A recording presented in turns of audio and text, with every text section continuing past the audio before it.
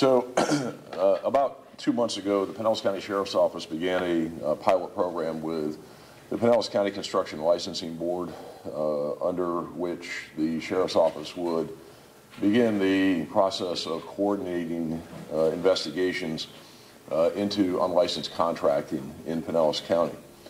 As we know, these complaints are often very serious matters because the unlicensed contractors are scamming innocent citizens and either doing shoddy work or not doing work at all after having received advance payment. And unfortunately, for many years, there was very limited or no enforcement of the criminal laws in Pinellas County, and that these unlicensed contractors were simply civilly fined by the Construction Licensing Board. These fines were not a deterrent to ripping people off, and the violators often wrote off the fines as a cost of doing unlicensed business. But by the arrest today, what we hope to convey is that it's a new day, it's a new era, and we have started and we will continue to enforce the criminal laws of the state to prevent these predatory practices by unlicensed contractors in Pinellas County.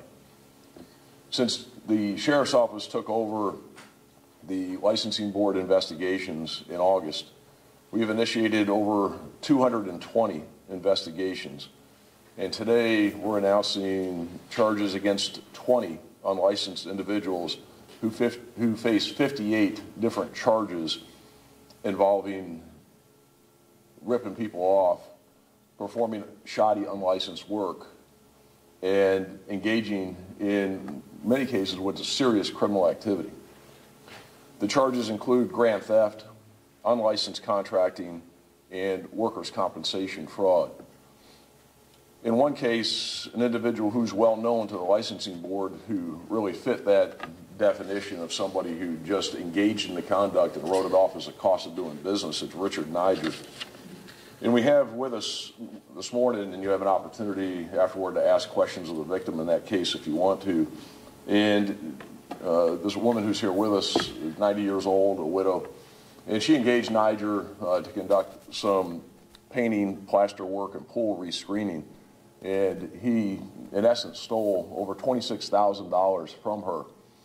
And to just give you an idea as to the type of conduct that these unlicensed contractors, these scammers, are engaged in, the victim had given him a check, and he went back to her and said the check got destroyed in the wash and asked for a second check, and then he cashes both checks. So that's the type of activity that's going on with these people. They're thieves, they're scammers, they're ripping people off. That's why they should be licensed, and that's why they should be regulated. In another case, Brandon Rana was paid over $20,000 to renovate a condominium that included electrical, plumbing, air conditioning, and other work. And it was done so poorly that the victim had to have it totally redone by yet another contractor. So the message to these people is stop it, knock it off. You're going to go to jail. And there's a new day and a new attitude toward enforcement in this county for these unlicensed contractors. And we're going to see that it stops, and we're going to hold these people accountable. We're going to continue to conduct these investigations with our partners at the Construction Licensing Board. The Florida Department of Financial Services and Lieutenant Rivera is here. They're an important partner for us in this because one of the felony charges involves not having workers' comp insurance and committing workers' compensation fraud, and that's an important aspect of this to hold these people accountable as well. There's no more simply paying a fine, writing it off as a cost of doing business, and moving on to the next victim. So as you can see here today with the roundup that we've done here this morning of a bunch of these people, of the 20, I think we have well over half of them already in custody, and we're going to work on getting the rest of them in custody today, as well as continuing the investigation of many other cases that we have in the pipeline. We've been able to, and we'll pass out to the media, we have a summary sheet of all of the charges for these individuals and what the activity entails. And when you take a look at it, is that it's very troubling. Really, it's very disturbing to see that people are having literally hundreds of thousands of dollars of work done by these unlicensed contractors who take deposits, don't do the work, don't show up, or do it at such substandard and shoddy level that it has to be redone by somebody else. And there's a reason why the laws are in place and the ordinances and the regulations is to ensure that people do the work in a competent way and that they're regulated. And when they're trying to circumvent the regulatory process by representing themselves as being licensed contractors, and even some of them put fake license numbers on the signs on their doors of their vehicles. So they are engaged in an intentional and a concerted action to simply just rip people off. And it's going to stop. And today's the beginning of that process where we stop them from doing this. So with that, I'll take any questions anybody has. If you have questions for Lieutenant Rivera from DFS, she's happy to answer any questions. And of course, we have a victim here that's willing to answer any questions that you have as well. Sheriff, are you surprised by the level of problems you found so soon and so fast, like after 2 months? Unfortunately, I'm surprised in a sense, but not in others, because when we first got into this, it became clear so early on that they were getting away with this with no accountability, there were no repercussions, and that it was a out of control problem. I'm shocked by it. Surprised, probably no, because I think I saw this coming as we started peeling back the onion here and started seeing what was going on and the magnitude of the problem, and that there are some real hot pockets in Pinellas County, especially in the Gulf Beaches and in St. Petersburg, where there's just a ton of people out there that are engaging in this unlicensed rip-off scheme. So I'm troubled by it, and if you asked me that question probably 6 months or a year ago, I'd say, yeah, I'm shocked by it, because I had no idea it was occurring.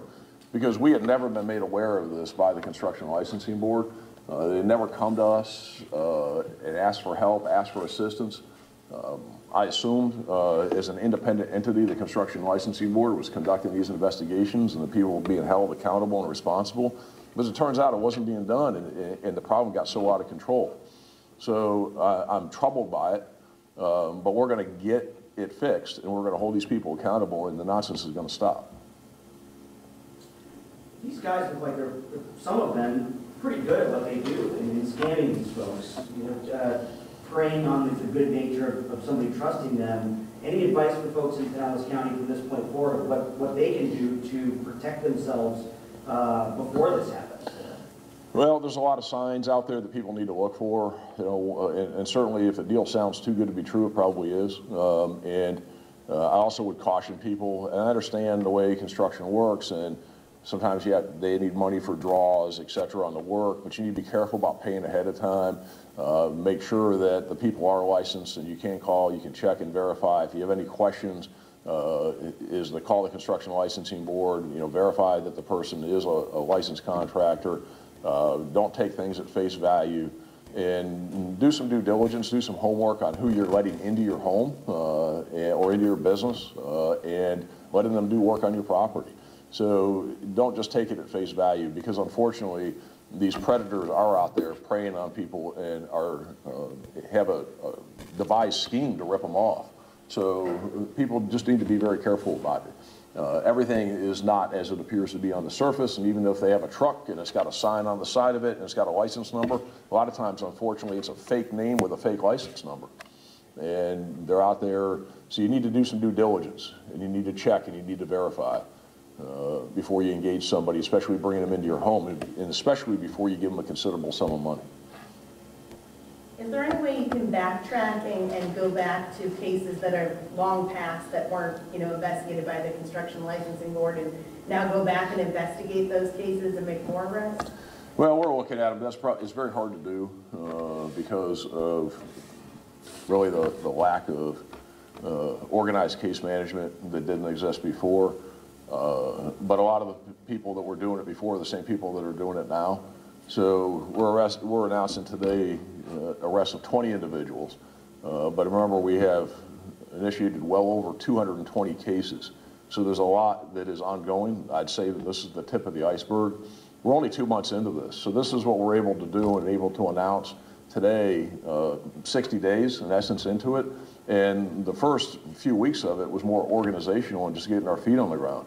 So when we're able to identify 20 individuals with 58 different charges, and all of what you see in the outline as far as the scope and the magnitude and the gravity of the crimes that they are committing and the people that they are victimizing, is that it tells us, because we're able to do so much so fast, what the severity of the problem is and what needs to be addressed. So we're trying to, at this point, put the cork in the barrel that's leaking pretty fast and trying to slow it down. If we can go back and look at some of those, we'll do that, but I think that as we are moving forward, a lot of it will take care of itself. But there's a lot in the pipeline, too. As you look at somebody like Darlene here and, know that you made this arrest of this guy that ripped her off, right. It's got to make you feel good to see her here now and think, at least we've got that guy and he won't do this to somebody else. Well, absolutely. Anytime that we're able to hold somebody accountable for stealing from somebody and for hopefully maybe some way that she'll get restitution because of the criminal case and be made whole for what this predator did, it of course makes us feel good but we really wish that she wasn't a victim at all. We really wish that none of these people were victims, and really wish that people would just go operate legitimate businesses, do the right thing, and there's enough work to be done out there. Just do it the right way, and no need to go stealing from people and ripping them off. Just engage in legitimate, productive, profitable businesses, and everything's fine. So I'm glad to be able to hold them accountable, but I just wish they wouldn't do it at all, and that we could stop it. And that's the message I really want to send, is that those of you out there who are doing it, knock it off, because we're going to lock you up, we're going to put you in jail, and we are going to hold you accountable. So get on the right side of this and engage in legitimate business practices, not these deceptive, predatory practices. Sheriff, given that you committed 6 months to the pilot program, and given all the trouble with the licensing board, how do you move forward once that 6 months comes up? Well, we're going to have discussions about it and talk to the interim director, and really some of it depends. We need to see what the legislature is going to do as far as the structure of the licensing board goes, and whether it goes to the county, whether it stays as an independent entity, what the framework will be for conducting investigations.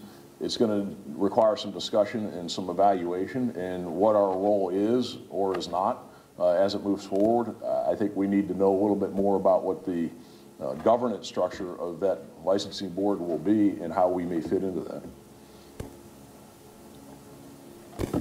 Anybody have anything else? Okay. All right. Thank you.